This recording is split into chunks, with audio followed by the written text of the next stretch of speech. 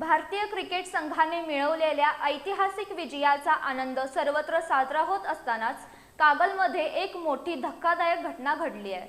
इथल्या वर्दळीच्या खर्डेकर चौक परिसरातील हिंदूराव घाडगे विद्यामंदिर या शाळेला काल रात्री 11:30च्या सुमाराला अचानक आग लागली। फटाके फोडत असताना उडालेल्या ठिणगीमुळे ही आग लागल्याचं प्राथमिक स्तरावर बोललं जाते। भारतीय क्रिकेट संघाने मिळवलेल्या ऐतिहासिक विजयामुळे सगळीकडे फटाक्यांची आतिषबाजी आणि जल्लोष सुरू होता। याच आनंदोत्सवादरम्यान शाळेच्या इमारतीला आग लागल्यानं परिसरात एकच खळबळ उडाली आहे। या शाळेचं गेल्या काही दिवसांपासून नूतनीकरणाचं काम सुरू होतं। नूतनीकरणासाठी मोठा खर्च करण्यात आलाय, ज्यामुळे चिंतेचं वातावरण अधिकच गडद झालं होतं।